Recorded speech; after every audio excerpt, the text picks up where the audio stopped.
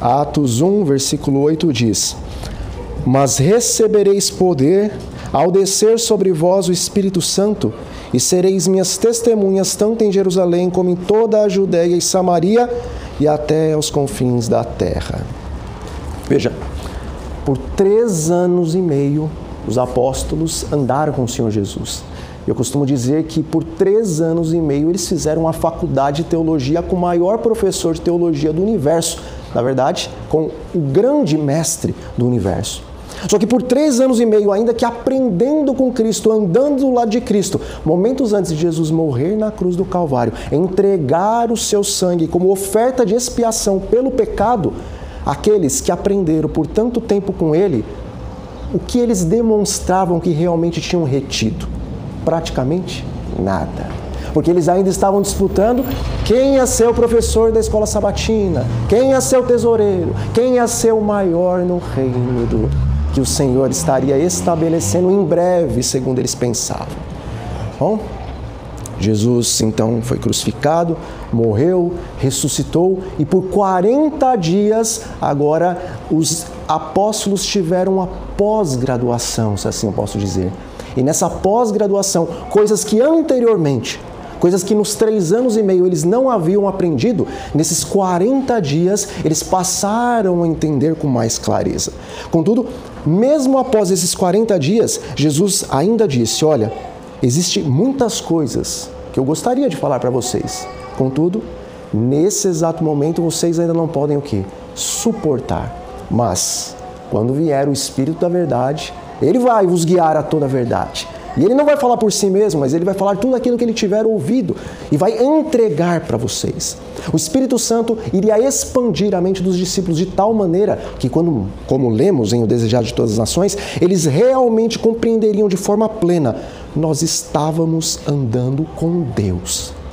Até Jesus ascender aos céus, por mais que eles tinham uma ideia cada vez mais profunda de quem era o Messias, de quem era o Filho de Deus, mas só depois, do dia do Pentecostes, que eles tiveram plena certeza: Jesus é 100% Deus. Nós andamos ao lado de Deus. Nós vimos a face do Pai através do Filho, Cristo Jesus.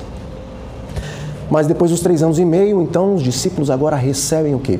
Eles recebem a dotação do Espírito Santo, a qual Jesus havia dito que eles haveriam de receber este poder. E eles haveriam de receber esse poder para quê? Para ser as testemunhas de Jesus, tanto em Jerusalém, na Judéia, Samaria e até os confins do mundo. De acordo com a profecia em Daniel, a profecia das semanas, na última semana profética relacionada ao povo de Israel, a profecia diz que na metade da semana ia ser cortado o sacrifício. Ou seja, nos 3 anos e meio, os primeiros 3 anos e meio dessa semana profética de 7 anos, Jesus seria crucificado.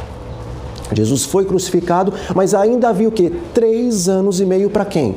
Para os judeus. Então, após receberem a dotação do Espírito Santo, os discípulos foram primeiramente pregar para quem? Para os que habitavam em Jerusalém e os arredores, mas eles foram pregar para judeus. Completando-se então os 3 anos e meio da profecia, o que aconteceu? Eles apedrejaram a Estevão, acabando assim o tempo de misericórdia para o povo judeu. Não para os indivíduos judeus, mas para o povo judeu. E agora eles iriam para onde? Samaria e até os confins do mundo. E assim aconteceu. Depois que Estevão foi morto, uma grande perseguição sobreveio à igreja. E a palavra de Deus diz o quê?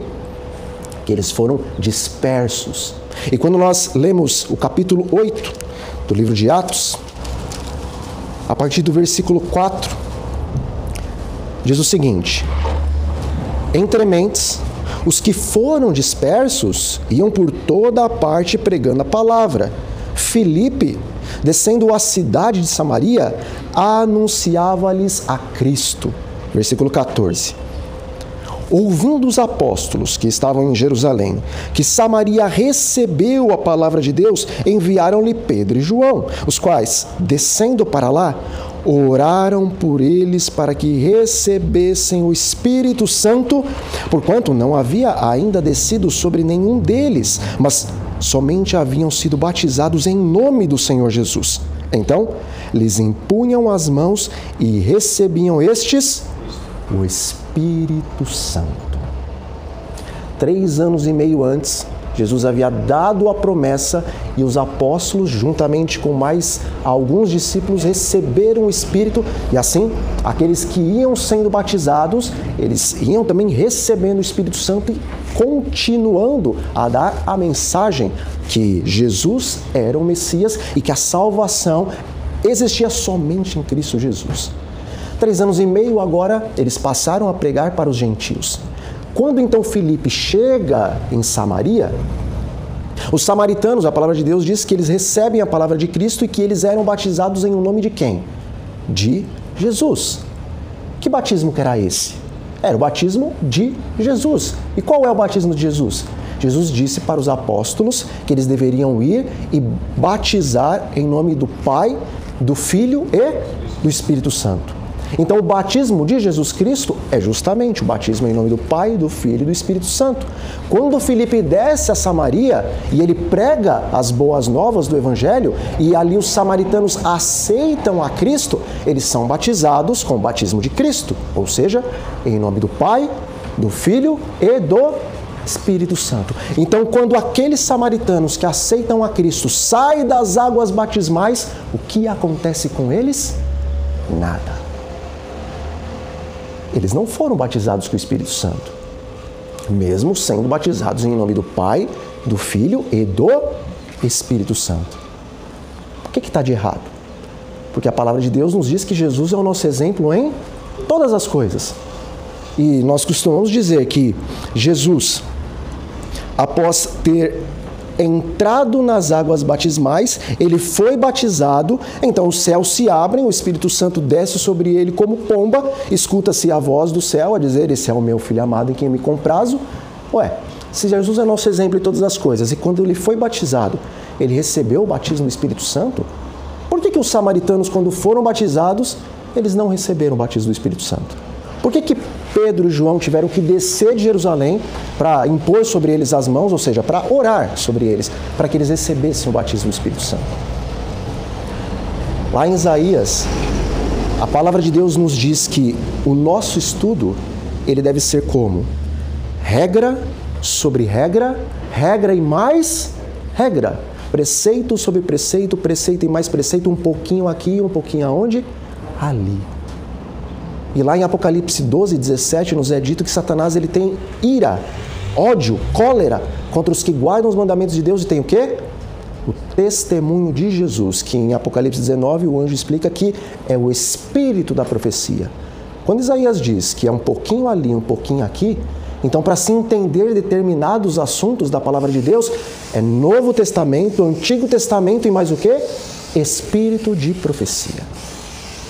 Falando sobre o batismo de Jesus, diz o Espírito de profecia: ao sair da água, Jesus se inclinou em oração à margem do rio. Nova e importante fase abria-se diante dele. Estava agora em mais amplo círculo no conflito de sua vida.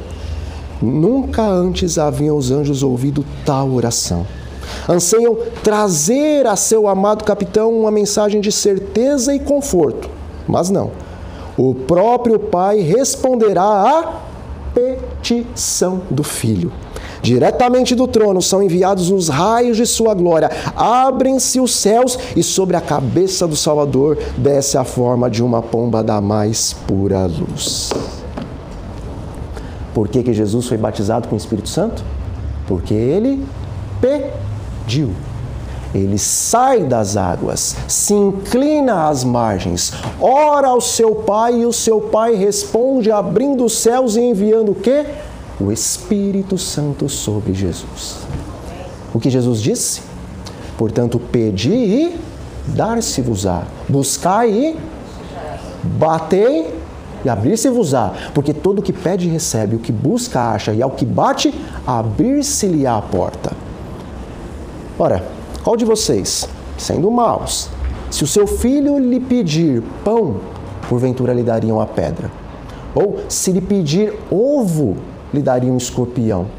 Ou se lhe pedisse peixe em lugar de peixe, lhe daria uma cobra?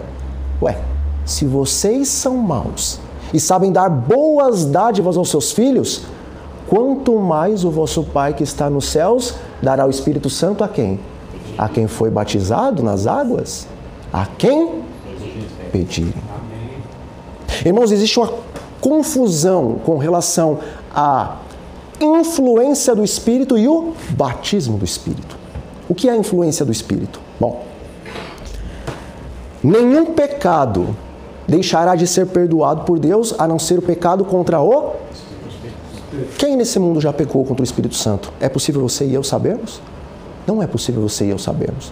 Porque muitas vezes o assassino, quando ele sai não apenas para roubar, mas com desejo, com sangue no olho, como se costuma dizer, para matar, e ele vai puxar o gatilho, e uma vozinha fala, não faça isso. Quem foi essa vozinha? Foi o diabo? Foi o Espírito de Deus. Até os assassinos, se não pecaram ainda contra o Espírito Santo, eles têm a influência do Espírito de Deus. Então, se esse assassino que nessa hora ouviu a voz do Espírito e decidiu não puxar o gatilho, ele vai embora para sua casa. E durante o caminho o Espírito Santo fala de novo para ele, olha, você não matou, mas também não era para você roubar. Porque você não se arrepende do que você fez e toma a decisão de nunca mais fazer isso. Se o assaltante e assassino diz, realmente, é melhor eu levar uma outra vida. Então ele abriu mais espaço para quem? Para o Espírito Santo. E agora ele desiste, então, de roubar e de assassinar. Então o Espírito Santo continua falando, por que você não vai procurar um emprego honesto? Então ele vai procurar um emprego honesto e agora ele decide ser uma pessoa correta. Então o Espírito Santo tem mais liberdade para falar. Por que você não vai dar uma olhadinha no que a palavra de Deus diz a respeito de Jesus? E aí ele quer saber de uma coisa, eu estou precisando de Cristo. Vou lá ler a Bíblia. E ele começa a ler a Bíblia, começa a se impressionar com algumas coisas, mas não entende tudo. E o Espírito Santo então diz para ele, você precisa do quê? Ir para a igreja, porque você precisa aprender com quem sabe há mais tempo. Aquele assaltante e assassino, ele começou o quê? A abrir o coração para influência do Espírito. E ele vai para a igreja. E ali ele se anima, ele fala, isso que eu quero para a minha vida. E o Espírito Santo fala, então, você precisa o quê? Se batizar, porque quem crer e for batizado, esse será salvo. Então ele vai abrindo mais e mais o coração para a influência do Espírito Santo. Ele nem sequer pediu a influência. O Espírito estava lá. Desde quando ele nasceu, trabalhando com ele. E conforme ele foi abrindo o coração, mais o Espírito poderia trabalhar. Só que quando ele vê o exemplo de Cristo, e ele entende, existe um batismo para me dar poder, a fim de que eu seja agora testemunha. E eu vá para Jerusalém, para a Judéia, Samaria, até os confins do mundo. Ou seja, eu testemunho de Cristo na igreja, eu testemunho de Cristo para aqueles que conhecem a Cristo, mas não conhecem a verdade que eu conheço, e eu vá até os confins do mundo, pregando para mundanos e pregando até mesmo para ateus. Deus dá o batismo do Espírito Santo, porque é o batismo do Espírito Santo que nos capacita com poder para pregar. Era possível alguns dos apóstolos terem seguido a Cristo sem o Espírito Santo estar influenciando o coração deles? Era impossível. Mas quando Jesus passou ali pelo Mar da Galileia, viu André e Pedro e disse, venham, sigam-me. O Espírito Santo estava o quê? Há muito tempo trabalhando no coração deles e influenciando-os a não serem mais simples pescadores de peixes, mas pescadores do quê? De almas. O Espírito Santo trabalhou e os influenciou para quando Jesus dissesse, siga-me, eles abandonassem então as redes. E posteriormente João e o seu irmão Tiago abandonassem também as redes. Você acha que foi por nada que Mateus saiu ali da coletoria e seguiu a Jesus?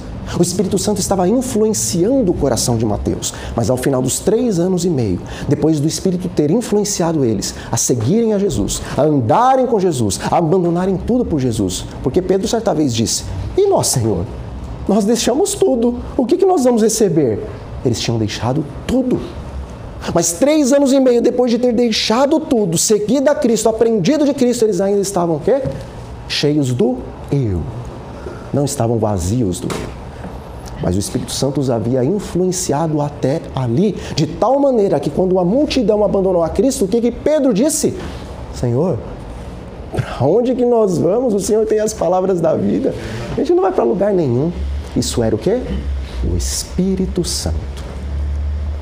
Mas mesmo depois que Jesus ressuscitou e por 40 dias andou com eles e deu a missão para eles, eles ainda não estavam capacitados para a obra. Por quê? Porque até então eles tinham sido influenciados pelo Espírito para aceitarem Cristo como seu Salvador e para aceitarem a missão que Deus tinha para eles. Mas eles não tinham a bênção da plenitude do Espírito Santo para fazer a obra que Cristo queria que eles fizessem. Eles não tinham poder para pregar o Evangelho. Eles só tinham teologia. Será que não é esse o nosso problema? Ao anjo da igreja em Laodiceia escreve: essas coisas diz o Amém, a testemunha fiel e verdadeira, o princípio da criação de Deus. Eu conheço as suas obras. Você nem é quente, nem é frio, mas é morno.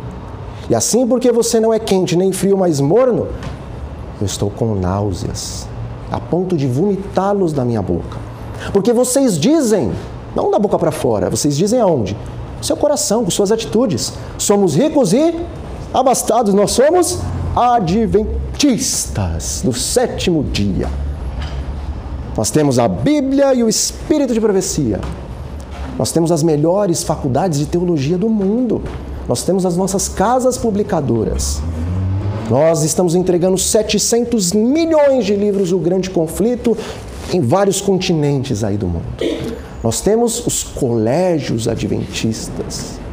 Nós somos a segunda maior organização do mundo. Só perdemos para a Coca-Cola que nos copiou. Somos ricos e bastados. A gente entende de Daniel e das 2.300 tardes e manhãs. Não tem falta de nada. E Jesus disse: mas vocês não sabem que são o quê? Miseráveis, pobres, cegos e nus. Eu aconselho a vocês que de mim comprem ouro refinado pelo fogo, a fim de ficarem o quê? Ricos de verdade, aos meus olhos. Eu aconselho-te que de mim vocês comprem vestiduras brancas para se vestirem, para que não seja manifesta a vergonha da tua nudez. Eu aconselho que de mim vocês comprem o colírio para ungir os olhos, para que vocês possam verdadeiramente ver. Quando nós vamos ao Espírito de profecia, o que é o ouro refinado pelo fogo? Amor e fé. Quando nós vamos lá em Gálatas 5, 22 e 23, quais são os frutos do Espírito? Amor e fé. Puxa, então, amor e fé vem de quem? Do Espírito Santo. Vestes brancas. A veste branca é a justiça. Então, o Espírito Santo não está aí. Jesus disse: ninguém vem a mim se o Pai não lhe trouxer. A palavra de Deus diz que o Pai mesmo, ele não pode ter um tete-a-tete com quem? Com o homem, porque senão a gente seríamos fulminados. Quem que faz o trabalho entre o Pai e Cristo para levar as ovelhinhas até Cristo? Para mostrar, você precisa da justiça de Jesus. Quem é que convence o mundo do pecado, da justiça e do juízo? Só podemos ter vestes brancas se o Espírito Santo nos convencer da nossa falta de justiça e da justiça de Cristo. E o terceiro conselho: compre de mim o quê? Colírio para ungir os olhos, a fim de que vejas. Eu acredito que entre nós aqui não tem ninguém fisicamente cego. Mas era dessa cegueira que Jesus estava falando? Mas da cegueira o quê? Espiritual. É possível ter teologia e ser cego espiritualmente? É. Quem foi que clamou, crucifica-o? Foi os romanos? Foi o povo da teologia, foi o povo da Torá. Até algum tempo nós éramos conhecidos como o povo do quê? Da Bíblia. O povo da Torá moderna, do Antigo e do Novo Testamento. Mas Jesus não nos considera o povo do poder. O mundo nos considerava o povo da Bíblia. Mas Jesus nos considera miseráveis, pobres, cegos e nus. E algumas versões dizem desgraçados.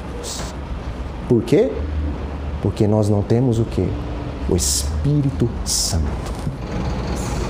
Eu vou ler um texto do Espírito de Profecia que está em Testemunhos para Ministros, páginas 172 e 174. Diz assim: essa bênção prometida, o batismo do Espírito Santo, se fosse requerida pela fé, traria todas as demais bênçãos em sua esteira, e ela deve ser dada liberalmente para o povo de Deus. Mas, sempre tem um mas, né? Pelas astutas ciladas do diabo, parece a mente do povo de Deus ser incapaz de compreender e incapaz de se apropriar de suas promessas. Parecem pensar que apenas escassos chuviscos da graça devem cair sobre a alma sedenta. E agora ela faz um apelo. Deus espera o seu pedido e a sua recepção. Irmãos, o texto é claro, mas Jesus gostava de falar por parábolas, e eu vou contar uma parábola. Minha esposa já está talvez enjoada de ouvir, mas eu acredito que toda vez que eu falo, isso também reanima um pouquinho mais ela. Ou talvez ela diga, aonde que eu me meti? Mas todos nós aqui somos jovenzinhos, mas provavelmente alguém se lembra de um quadro que existia lá no programa do Faustão, quando ainda era na Globo, chamava Caminhão do Faustão. Independente de assistirmos ou não televisão, todo mundo sabia que existia um programa do Faustão na Globo e que tinha o quadro Caminhão do Faustão. E como funcionava o Caminhão do Faustão? Você tinha que recortar 3 embalagens de uma determinada marca de pasta de dente, colocar dentro de uma cartinha, responder uma pergunta e mandar sua carta. Se você for sorteado, tivesse lá as embalagenzinhas e tivesse a sua palavra dizendo afirmativamente qual que era a melhor pasta de dente, etc e tal, você ganhava o quê? Um caminhão. E o que tinha dentro desse caminhão? Tudo que sua casa precisava e ainda mais um pouco. Agora, vou te pegar. A minha linda esposa, Juliana, ela então decide fazer uma cartinha. Eu sempre uso dessa pasta de dente, não vou gastar nada, só vou gastar... Tinha selo na época, né? Só vou gastar a cartinha, o selo, pronto, vou mandar uma só. E ela vai lá, recorta as 3 embalagens, ela escreve direitinho o que era para ser escrito afirmativamente, aquela era a melhor pasta, etc e tal. Não estava mentindo, não estava transgredindo o mandamento, porque ela usava essa pasta, né? E ela manda a cartinha. Aí chega lá, 1, 2 domingos depois, o Faustão mexe e tal, as cartas lá, e sorteia a carta de quem? Juliana dos Anjos. Uau! Será que é ela mesma? É ela mesma, porque ele fala qual era o bairro que ela morava, não era Caldas Novas, mas era Águas Mornas. E tá lá o bairro, e nossa, é ela. E agora o Faustão abre e confirma se tem realmente as 3 embalagens, e tá ali as 3 embalagens. Mas ela ganhou? Ainda não. Tem que confirmar o quê? Se ela respondeu afirmativamente que aquela era a melhor pasta. E ela respondeu? Respondeu. O que ela ganhou? Então, é que abaixo da resposta dela, ela colocou uma observação. E a observação foi o seguinte: olha, Faustão, aqui na minha casa tá tudo caindo nos pedaços, e como a gente mudou também lá de Florianópolis para cá, e na outra casa tinha geladeira, tinha isso, tinha aquilo, tem algumas coisas que a gente ainda não tem e tal. Mas assim, das coisas que nós temos, né, tudo tá caindo aos pedaços, como eu disse. Mas o que realmente está fazendo falta, assim, porque acabou de quebrar, foi a geladeirinha, né? Então não precisa mandar um caminhão, manda só a geladeira. E o que ela vai receber? A geladeira. Irmãos, quando vocês e eu nos ajoelhamos toda manhã para orar, o Pai, o Filho e também o Espírito Santo, porque Ele é onipresente, Ele está aqui, mas a palavra de Deus também diz que Ele está diante do trono do Senhor. Então os 3, juntamente com todos os anjos, eles estão olhando. E eles veem a gente ajoelhando. E eles falam, o caminhão. Pede o caminhão, pede o caminhão, pede o caminhão. E você e eu, adventistas do 7º dia, remanescentes da profecia bíblica, dizemos, Senhor Deus Todo-Poderoso, em nome de Jesus, dai-nos a geladeira. E o céu faz, dá a geladeirinha para ele, para ela. Essa bênção prometida, que bênção! O batismo do Espírito Santo, diz o texto, se ele fosse requerido pela fé, ele traria consigo quantas bênçãos? Todas as demais bênçãos. E ele deve ser dado como? Reguladamente, diz o texto, liberalmente ao povo de Deus. Quem é o povo de Deus, meus irmãos? Somos nós. Deus quer dar o Espírito Santo liberalmente para vocês e para mim, e junto com o Espírito, todas as outras bênçãos vêm na sua esteira. Deus quer enviar um caminhão de bênçãos, mas o diabo está fazendo você e eu pensarmos que Deus só quer que a gente peça a geladeirinha, escassos chuviscos da graça. A alma sedenta deve receber agora, meus irmãos, as torrentes do Espírito Santo. Nós somos miseráveis, pobres, cegos e nus porque nós não estamos cheios do Espírito Santo. Mas no momento em que nós estivermos cheios do Espírito, ninguém vai estar mais brigando por conta de cargo de escola sabatina, por conta de adra, por conta disso, por conta daquilo. Ninguém vai conseguir olhar os defeitos do seu irmão. Embora, é claro, a palavra de Deus diz que nós temos que o quê? Chamar o pecado pelo nome, que é muito diferente de criticar o irmão. Quem chama o pecado pelo nome, ele, como Jesus, quer que aquela ovelhinha seja resgatada. O que critica, ele tem o espírito do diabo, que é o acusador. Mas quando buscamos o Espírito Santo, não há mais tempo, não há mais pensamentos para acusarmos os nossos irmãos. Pelo contrário, o irmãozinho está em pecado, a irmãzinha está em pecado, o nosso coração vai se confrangir. O que diz em Ezequiel no capítulo 9, com relação ao selo de Deus, ele chega para o homem vestido de linho e com um tinteiro de escrivão. Engraçado que tem isso, alguma coisa parecida lá no capítulo 7 de Apocalipse, não é? Alguém que sela a testa do povo. Lá em Ezequiel 9, ele chega para esse homem de branco com um tinteiro de escrivão e fala, olha, passa por Jerusalém, passa pelo meio da cidade e todo mundo que estiver criticando o seu irmão é para ser selado. Todo mundo que estiver gemendo e suspirando pelas abominações que estão acontecendo em Israel, marca a testa deles. Por quê? Porque eles têm o meu caráter. Jesus dizia, vocês são filhos do diabo, para os fariseus. Ele não dizia. Só que quando a gente lê lá o Desejar de Todas as Nações, diz que toda vez que eles faziam a repressão, o que acontecia com o olho dele? Se enchia de lágrima, ficava marejado de lágrima, porque ele não queria dar uma paulada com a Torá, uma torazada na cabeça dos fariseus. Ele amava os fariseus e ele queria salvar os fariseus. Os olhos de Cristo estavam marejados de lágrima quando ele falava as verdades da palavra de Deus, quando ele repreendia as pessoas. Os que suspiram e gemem, que vão ser selados com o selo de Deus, são aqueles que estão suplicando e orando pelos pecadores de Israel. Nós precisamos do Espírito Santo, meus irmãos. É o que vocês e eu precisamos. Ah, Jesus está demorando de voltar. Não, Jesus não está demorando de voltar. Não sei quantos aqui são exímios estudantes do Espírito de Profecia, mas Ellen White, de forma tão clara, e eu só não vou trazer o texto porque eu estou usando meu celular para gravar, mas depois eu posso passar o texto para os irmãos. Ela diz claramente, se após 1844, após a grande decepção de 1844, se o povo tivesse permanecido unido, acreditando nas 3 mensagens, vivendo as 3 mensagens, pregando as 3 mensagens, ela diz, Deus teria abreviado o tempo, e o povo de Deus já teria visto a salvação dele há muito tempo. É Jesus que está demorando de voltar? O que diz o anjo? Que é o próprio Cristo, lá em Apocalipse capítulo 10. Ele não levanta a mão para o céu, as duas, e jura por aquele que vive pelos séculos dos séculos, não haverá mais tempo. Demora. Por quê? Acabou o tempo profético, era até 2.300 tardes e manhãs. Cumpriu-se a partir daqui. Quando eu tiver um povo, o qual eu posso colocar o meu selo sobre a testa deles, eu venho reclamá-los como meus. O que diz lá no Espírito da Profecia, em Parábolas de Jesus, página 69? Jesus aguarda com fremente, desejo, a manifestação de si mesmo em sua igreja. Quando o caráter de Cristo se revelar perfeitamente em seu povo, ele os virá reclamar como seus.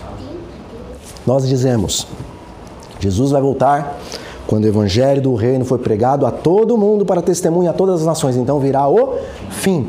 E Jesus está dizendo, quando vocês estiverem preparados para eu derramar o meu espírito como chuva serôdia, em um estralo eu prego o evangelho do reino para todas as nações, para que a verdade seja testemunhada a todos.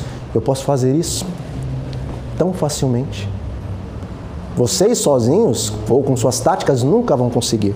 Mas quando vocês estiverem prontos para receber o meu poder, como um raio, e isso está no Antigo Testamento, como um raio, como um relâmpago, vai ser feita a obra. E vocês vão olhar para o tempo dos apóstolos, para a antiguidade, e vocês vão se surpreender da velocidade com a qual eu vou fazer este último milagre, essa última obra, com relação a como eu fiz aquela primeira obra.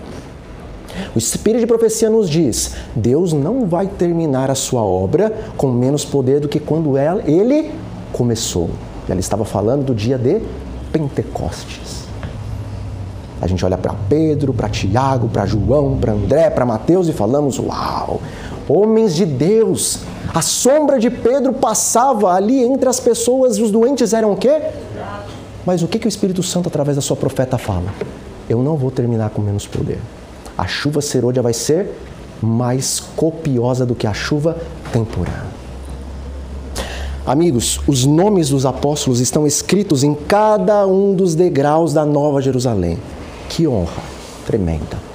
Para entrar nos portais da Nova Jerusalém, nós vamos constantemente ver o nome dos apóstolos. Olha, a igreja de Deus foi estabelecida sobre esses homens. Deus seja louvado. E então, quando nós formos entrar na Cidade Santa, nós vamos olhar para cima dos portais de pérola e o que nós vamos ler? O nome dos 12 patriarcas. E nós vamos ter uma certa reverência, não pecaminosa, mas uma reverência. Uau, os 12 patriarcas. Deus começou tudo a partir de Abraão, Isaac e Jacó e os 12 patriarcas. Eles têm parte na salvação do povo de Deus. Haverá um santo respeito pelos apóstolos e pelos patriarcas. Contudo, a palavra de Deus nos diz que o muro da Cidade Santa tem quantos côvados? 144. Alguma coisa na palavra de Deus é por acaso? Nada. Quando Deus fala a respeito dos 144 mil, Ele diz que esses serão o que? As minhas primícias. Serão os meus troféus. Aonde quer que o Cordeiro vá, não apenas na terra, mas por toda a eternidade, quem que Ele vai levar? 144 mil. Quando nós lemos primeiros escritos, e a senhora White está tendo uma visão ali dos remidos andando no novo céu e na nova terra, quando eles chegam diante do Monte Sião, ela diz que tem um templo maravilhoso sobre o monte, mas Jesus levanta as mãos para a multidão e diz, aqui nesse templo só entram os 144 mil. A escadaria servia para se chegar até as portas. As portas se abriam para que as pessoas entrassem. Mas o que guardava a cidade? Os muros. Por isso que os 144 mil são as primícias de Deus. Quando a palavra de Deus diz, o mal, o pecado, a angústia nunca mais vai se levantar, é porque os 144 mil, pelo poder de Deus, eles jogaram por terra e esmagaram a última acusação do diabo que dizia que é impossível os descendentes de Adão, após o pecado, guardarem o quê? A lei. Mas Deus apresenta os 144 mil, como o Espírito de Profecia diz, esses são aqueles que no tempo das pragas andarão à vista de um Deus santo, sem que haja entre eles e o Pai um intercessor. Diante de todo o universo, Jesus apresenta, esses são aqueles que tiveram a minha fé. Quem era o intercessor de Jesus? Por 33 anos e meio, o Filho de Deus andou na presença do Pai e não pecou. Por um período, diz o Espírito de Profecia, o período das pragas, os selados de Deus andarão à vista do Pai sem um intercessor. Uai, por que ninguém pode aprender o cântico dos 144 mil? Os anjos não são tolos, pelo contrário, eles são mentes mais expandidas do que as nossas. Por que os anjos e os outros remidos não podem aprender o cântico dos 144 mil? Ninguém teve uma experiência como a experiência dos 144 mil. Só os 144 mil, o Cordeiro e Moisés podem cantar o cântico porque eles andaram à face de um Deus Santo sem um intercessor. Eles são aqueles que Deus diz, todas as acusações do diabo agora são o quê? Eliminadas. Foi para isso que Deus te chamou Foi para isso que Deus me chamou. Deus não chamou a igreja adventista para pregar apenas Deus é amor, nem para pregar, olha, os 10 mandamentos estão vigentes ainda. Deus chamou essa igreja para selar os nossos corações com a lei de Deus, com o Espírito de Deus, para mostrarmos ao mundo e ao universo que ao homem, pelo poder de Deus, é possível guardar, sim, os seus mandamentos, assim como Deus o requer.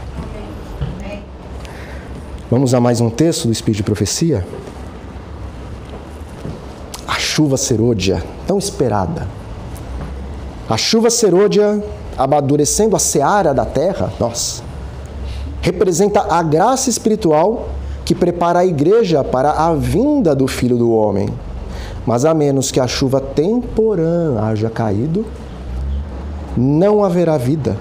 A ramagem verde não vai brotar. Se a chuva temporã não fizer o seu trabalho, a serôdia não vai desenvolver a semente até a perfeição. Muitos têm em grande medida deixado de receber o quê? A chuva temporã. Não têm obtido todos os benefícios que Deus assim para eles tem provido. Esperam que as falhas... Que falhas? As falhas de caráter. Esperam que as falhas sejam supridas pela chuva serôdia. Quando a maior abundância da graça, a chuva serôdia, estiver para ser outorgada, eles esperam poder abrir o coração para recebê-la. Esses estão cometendo um erro terrível. Mais outro texto que fala por si só. Mas como eu gosto de parábola, vamos para mais uma parábola. E eu vou pegar de novo minha esposa. Agora a gente tem uma casinha que, embora tenha um monte de britinha lá, de pedra, mas debaixo daquelas pedras tem terra, né? Se a gente tirar, dá para plantar alguma coisa. Aí, minha digníssima, ela tem um punhado da boa semente de trigo. Então a gente limpa ali o quintalzinho, dá uma aradinha, deixa a terra preparada e ela planta o quê? A boa semente de trigo. De acordo com o texto do Espírito de Profecia. Para que essa semente de trigo venha a germinar, qual chuva vai ter que cair primeiro? A temporã ou a serôdia? A temporã. Então germinou a sementinha do trigo que ela plantou. E agora ela pode vir com a foice e fazer a colheita? Não, só germinou a semente. É necessário que se suba ali da terra uma haste. De acordo com o texto. Para que suba essa hastezinha para fora da terra, qual chuva tem que cair? A temporã ou a serôdia? A temporã. E agora que a temporã germinou a boa semente e fez crescer a haste, o que precisa na ponta dessa haste? Uma espiga.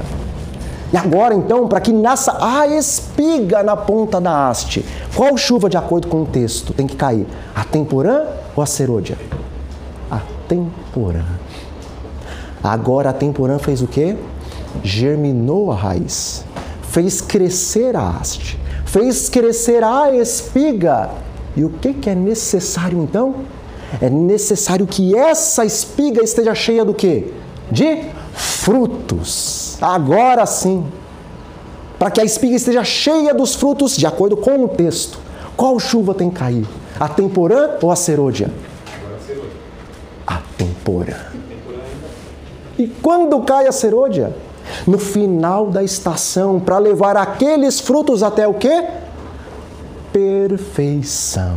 Perfeição de caráter. Irmãos, quem vai nos fazer verdadeiramente cristãos semelhantes a Cristo não é a chuva serôdia. Nós vamos ser semelhantes a Cristo, ou seja, ter as virtudes do caráter dele através da chuva temporã. O que te dá amor, paz, mansidão, felicidade, bondade, benignidade, fé e temperança não é a chuva serôdia, é a chuva temporã. E quando a serôdia vem, ela amadurece esses frutos ou essas virtudes até a perfeição. Que perfeição? Perfeição de caráter. Ellen White não era uma perfeccionista. Ellen White, ela sabia que na doutrina da justificação pela fé, Deus estabeleceu que o seu povo deveria alcançar o quê? Perfeição de caráter. Jesus um pouco antes de ser crucificado, ele afirmou categoricamente: o príncipe desse mundo está vindo, mas ele não tem nada em mim. Satanás olhou para Cristo e o que ele podia apontar para Cristo? Falar: olha, não, você pecou nisso aqui. Nada. Mas o desejar de todas as nações diz que aqueles que hão de ser transladados da terra devem ter o quê? A mesma característica de Cristo. O diabo deve olhar para eles e, pelo poder de Deus, ao olhar o diabo para o caráter deles, ele não pode achar nada. Levíticos 16, o bode Azazel. Depois do dia da expiação, ou durante o dia da expiação, havia um ritual. Um bode era o bode expiatório, Jesus Cristo, e o outro era o bode o quê? Azazel. Os pecados eram retirados então do povo de Deus e eram postos sobre quem? O bode Azazel. E acabou? Não. O que acontecia? Um homem forte era escolhido do meio de quem? Do povo. E esse homem laçava o bode, e pegava o bode aqui e ia arrastando ele até onde? E o bode ele ia mansinho com o homem, porque ele sabia que ele ia o quê? Morrer. O que o bode tentava? Ele tentava escapar. Não sei se os irmãos já leram a respeito disso. Quando a porta da graça se fechar, vai começar então a grande angústia de Jacó. E com relação a nós, o profeta vê que os filhos de Deus é como se estivessem para dar à luz de tanta dor que eles sentiam. E essa dor é por conta do quê? A gente vai estar sendo muito perseguido. A maior dor não é por conta da perseguição, é por conta do quê? Da tentação do diabo. Durante todo o período da grande angústia de Jacó, ele vai estar nos tentando, e vai estar tentando nos levar a pecar. Mas nós vamos estar o quê?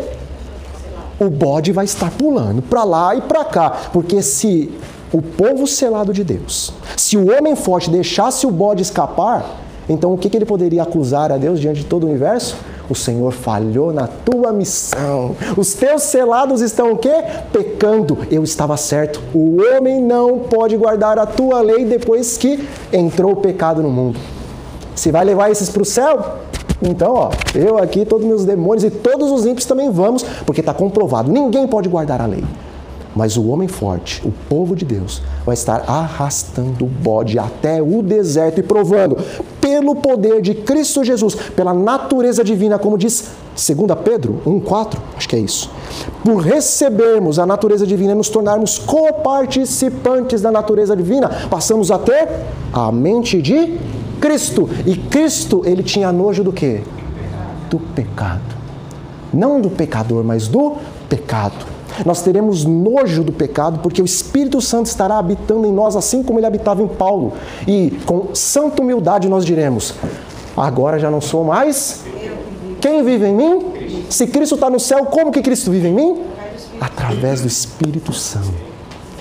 Irmãos, essa é a chave que abre a porta para a terminação da obra de Deus nessa terra. Batismo do Espírito Santo. A partir de hoje, a maior promessa que para vocês e para mim deve ser, com relação à Bíblia, é essa: Deus tem nos concedido suas preciosíssimas promessas. O nos tornar o quê? Participantes da natureza divina, para escaparmos da corrupção que há no mundo por conta das suas concupiscências.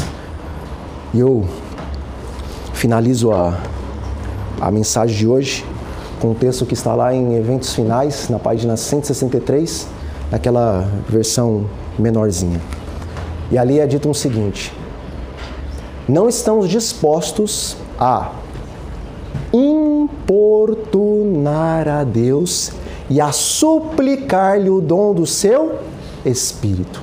Aí, para não ficar dúvida, ela fala outra vez: Deus quer que o importunemos a respeito dessa bênção. Quer que apresentemos com insistência nossas petições ante o trono da graça.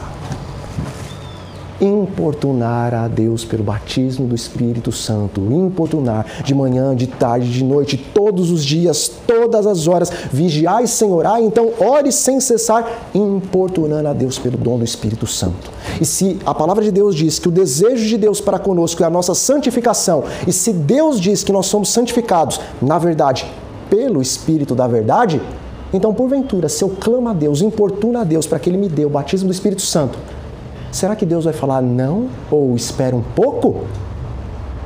Por 10 dias, apenas 10, os discípulos clamaram. Desde o primeiro dia eles estavam recebendo do Espírito, mas ao final do 10º, o que aconteceu? A plenitude do Espírito veio sobre eles. E se Jesus poderia voltar desde um pouquinho depois de 1844, se o povo de Deus começasse agora a importunar Ele pelo dom do Espírito Santo, o que aconteceria? Vou contar em poucas palavras, e eu finalizo com isso. Um testemunho que não é meu, é do Adilson Pereira, o ex-Falcão Alegre. Os irmãos devem conhecer. História linda, tremenda. Eu creio, não sei se os irmãos creem, mas eu creio em cada uma das palavras que aquele homem proferiu. E eu já tinha visto alguns vídeos dele, mas eu nunca tinha visto um vídeo que ele falava especificamente dos 30 dias que ele ficou naquela fazenda com os 3 advogados, que na verdade eram 3 anjos. E ali ele estava aprendendo sobre a palavra de Deus naqueles 30 dias. E ele disse que esses 3 advogados, ou seja, os 3 anjos, falavam muito sobre a volta de Jesus. Até que um dia ele perguntou, vocês falam tanto de Jesus, vocês conhecem a Bíblia como... É como se vocês tivessem gravado ela na mente. Então, na Bíblia, tem algum lugar falando quando Jesus vai voltar? A resposta dos 3 anjos, dos 3 advogados foram: bom, se o povo de Deus, que Ele tem sobre a terra, vivesse como os patriarcas viveram e vivesse como os apóstolos viveram, Ele poderia voltar em 2 ou 3 anos. Mas se o povo de Deus continuar vivendo como vive, talvez demore até 100 anos. E quando você vai ao Espírito de Profecia e ler sobre 1844, você sabe que essas palavras são verdadeiras porque Deus já havia dito: quando vocês estiverem prontos, eu volto. Mas se vocês não estiverem prontos, eu vou ainda procrastinar por mais algum tempo, porque eu não quero que ninguém se perca. Mas antes que todos cheguem ao quê? Arrependimento. Irmãos, a partir de hoje, pela graça de Deus, passem a importunar o Senhor pelo batismo do Espírito Santo, porque o que vocês e eu precisamos é do batismo do Espírito Santo, em toda a sua plenitude. Amém? Amém.